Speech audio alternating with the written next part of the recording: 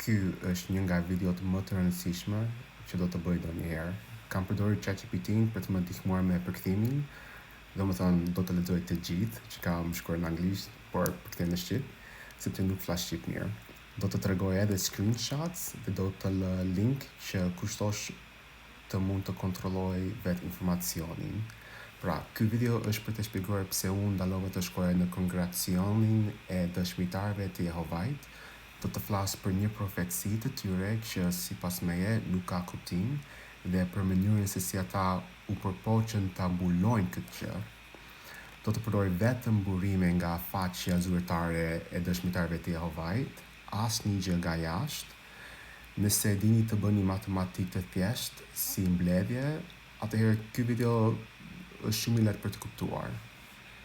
Është shumë i rëndësishme për mua, sidomos sepse në Shqipëri ka shumë dëshmitarë të Jehovait që nuk flasin anglisht.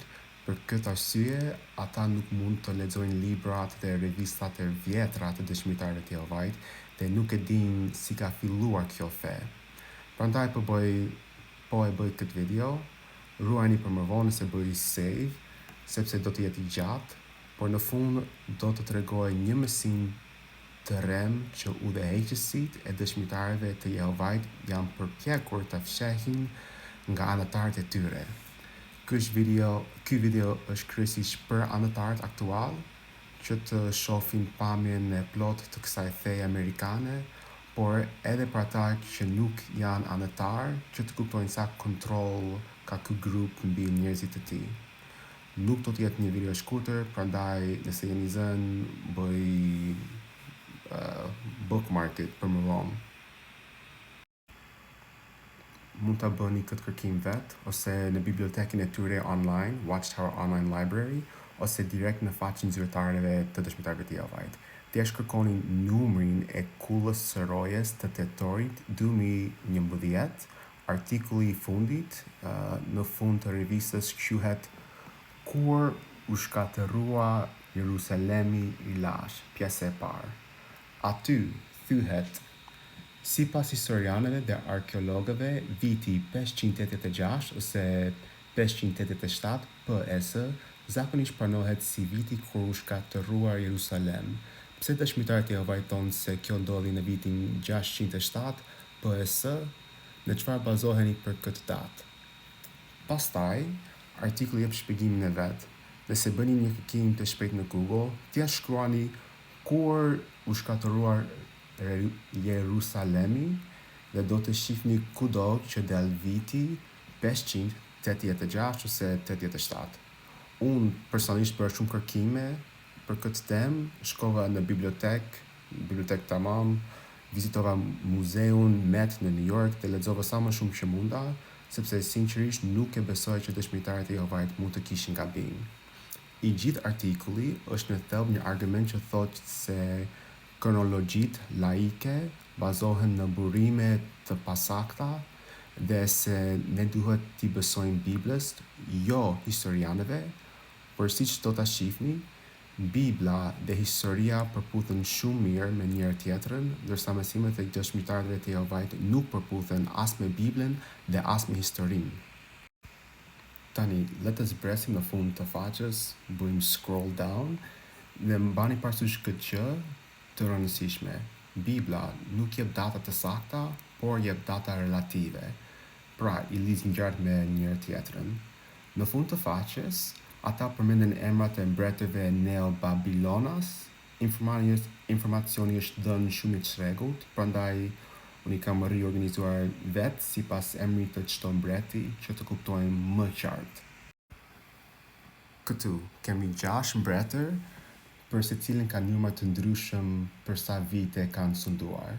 Për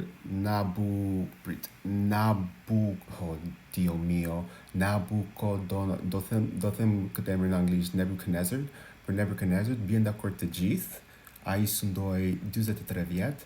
Nabonidi sundoi 17 vjet. Për mbretërit të tjerë ka disa ndryshime të vogla, por një kërkim i thjesht në Google do ta shpjegon pse ndodh kjo.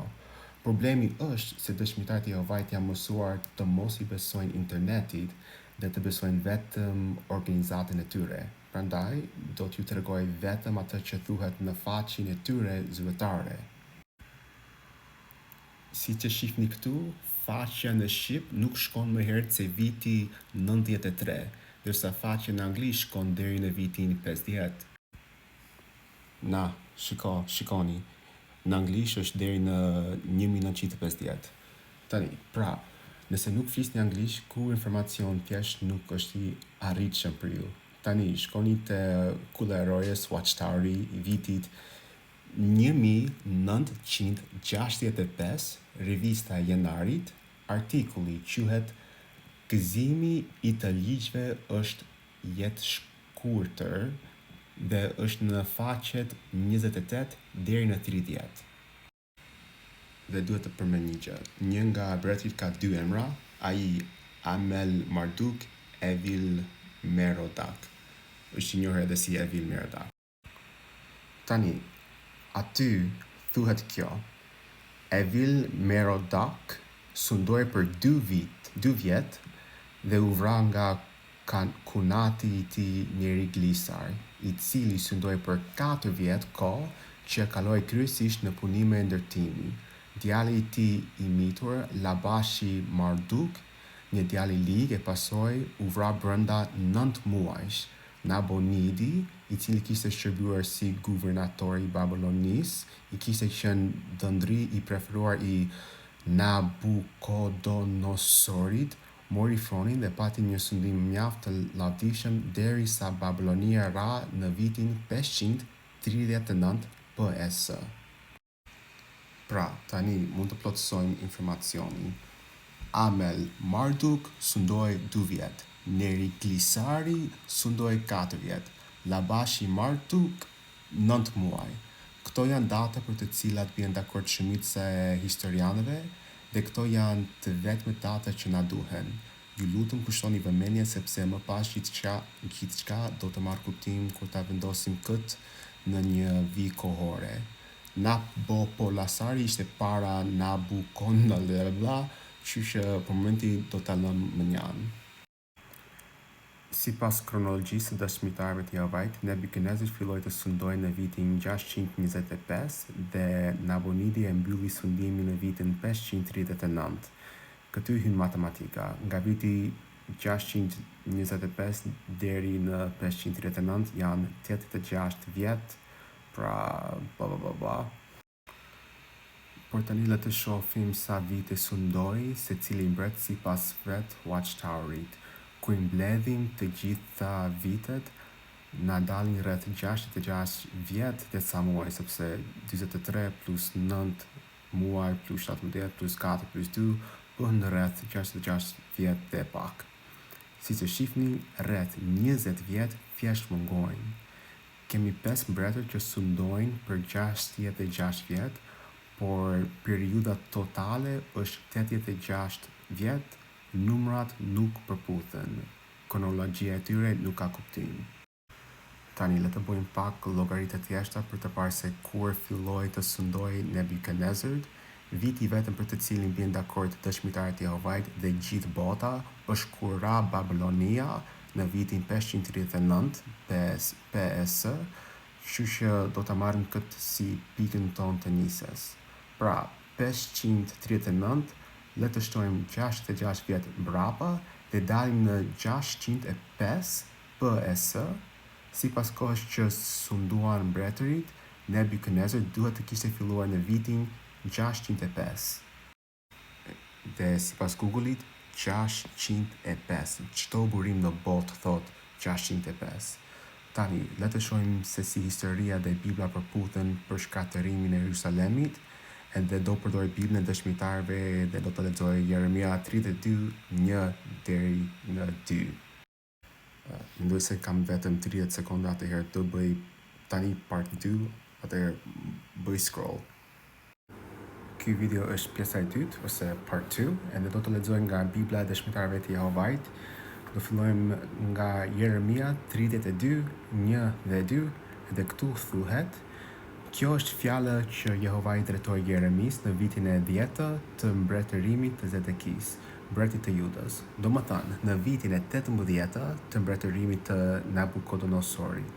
Në atë kohë, forcat ushtarake të mbretit të Babilonisë kishin rrethuar Jerusalem, kurse profeti Jeremia ishte i burgosur në oborrin e rojës, në shtëpinë e mbretit të Judas. Pra, duke përdorur vijen e saktë kohore, le të shohim se kur filloi Nabucodonosori dhe kur ishte viti i tij i 18, nëse filloi në 605 PS dhe lëvizim përpara 18 vjet, dalim te 587 PS. Kjo është data që pranojnë të gjithë historianët, çdo fe dhe çdo mësues biblik, përveç dëshmitarëve të Jehovait. Pra, pse po përpiqen ata ta fshehin këtë nga anëtarët e tyre? Nëse nuk jeni dëshmitar të Jehovait, kjo mund të mos ju duket shumë e çuditshme, por kur unë e kuptova, bota ime u shem total. Unë ndjeva si u zgjova nga Matrixi. Kjo tregon sa serioz është kjo datë. Nëse dini pak për dëshmitarët e Jehovait, me siguri që dini që vitin 1914 është shumë i veçantë për ta. Ata besojnë se tani po jetojmë në ditët e fundit dhe se gjithçka ka filluar në 1914. Ata thonë që kjo bazohet në profeci biblike, por shikoni këtë figurë. Siç duket, profecia e tyre për 1914 bazohet tek data kur u shkatëruar Jerusalem. Pra, nëse ata gabojnë për këtë datë, profecia për 1914 automatikisht nuk ka kuptim, sepse bazohet në data të gabuara. Udhëheqësit e organizatës e din këtë dhe janë përpjekur ta fshehin nga anëtarët, sepse kjo shkatëron profecinë e tyre për fundin e botës e bën 1914 një vit të zakonshëm sipas doktrinës së tyre. Por gjërat bëhen edhe më keq. Tani, këtë informacion mund ta gjeni lehtësisht duke kërkuar për profecinë e tyre të vitit 1919, por unë do ta citoj nga libri Jehova rivendos adhurimin e pastër. Pjesa është pak e gjatë, por ja vlen të kushtoni vëmendje. Kapitulli 8 quhet Do të caktohej një bari të vetëm. Dhe mund të filloni nga paragrafi 25 në faqen e internetit ose te seksioni kutia 9B, pse viti 1919. Paragrafi i parë thot: profecitë e Biblës dhe historia nuk lën fije dyshime se Jezu i nisi të mbretëronte në qiell në vitin 1914, duke shënuar kështu fillimin e ditëve të fundit të sistemit të Satanait. Çfarë bëri Jezui sapo filloi të mbretëronte? Ai çliroi më njëherë shërbëtorët e tij në tokë nga robëria e Babilonisë së Madhe? Ai emëroi sklavin besnik dhe të mençur në vitin 1914 dhe filloi veprën e madhe të korrjes? Tani ta shpjegoj thjesht. Sipas tyre, në 1914, Jezui filloi të sundonte si mbret dhe filluan ditët e fundit. Në 1919, Jezui i çliroi njerëzit e tij duke vendosur sklavin besnik dhe të mençur për të drejtuar organizatën. Një tjetër emër për këtë është trupi udhëheqës. Ata janë udhëheqësit që marrin të gjithë vendimet për të gjithë botën, në të gjithë botën. Pra, trupi udhëheqës filloi në 1919 për dëshmitarët e Jehovait, bazuar në 1914. A kuptoni pse fshehin këtë datë? Nëse 607 PS është e gabuar, atëherë edhe 1914 është e gabuar dhe 1919 gjithashtu. Kjo do të thotë që udhëheqësit aktual nuk janë vendosur aty nga Perëndia dhe nuk kanë të drejtë ta drejtojnë organizatën. Ky është një shembull i korrupsionit fetar dhe i kontrollit mendor. Kur e kuptova unë mendova të jap një shans dhe mendoja që ishte ndoshta një gabim i sinqert. Por më vonë, një nga anëtarët e trupit udhëheqës si quhet Ray Franz, shkroi librin e tij Crisis of Conscience. Ua rekomendoj fort çdo dëshmitar të Jehovait ta lexojë edhe pse është vetëm në anglisht. Libri tregon çfarë ndodh pas skenës dhe për fat të keq sa shumë njerëz kanë vdekur pa asnjë arsye. Nëse keni arritur deri këtu në video, dua t'ju them disa gjëra rreth dëshmitarëve të Jehovait dhe të ndaj pak përvojën time. Unë kam qenë pjesë të kësaj feje nga vogëlia, domethënë nga lindja, dhe lash e ndalova ta shkoja në mbledhje në 2019. Pra, nuk jam zyrtarisht përjashtuar, por humba rreth 95% të miqve kur nuk shkoja më. Ata nga Jehovait nuk mësojnë njerëzit të bëjnë vetvrasje dhe nuk ka mësim se do të ringjallësh pas 3 ditësh. Megjithatë, ambienti është shumë i stresues, gjithçka kontrollohet dhe kjo shpesh bën që njerëzit të bien në depresion. Ata mund të thonë se janë të lumtur, por shumë anëtarë pranojnë se ka depresion, sidomos në Amerikë. Një gjë tjetër, jam dëshmitar Jehovait i gjeneratës së 4 dhe jam nga New Yorku, ku është selia qendrore. Kam qenë pjesë e kongregacioneve në 5 vende, Holland, Belgjikë, Amerikë, këtu në Shqipëri, dhe u pagsova kur isha 15 vjeç. Jam këtu në TikTok, në jetë, në botë, në internet, për të mbështetur çdo dëshmitar të Jehovait që ka probleme me rregullat e fesë dhe çdo ish anatar që nuk është aktiv ose është përjashtuar, mund të më kontaktoni pa problem. Doja të më ndihmonit duke bërë like këtë video, sepse më mori shumë kohë ta bëja. Nuk ka shumë njerëz që e njohin mirë këtë fe dhe mund ta shpjegojnë në shqip. Dhe me që audienca ime shqiptare është e vogël, u ndjeva si ishte detyra ime ta ndaj këtë informacion. Faleminderit që e shikuat. Mirupafshim.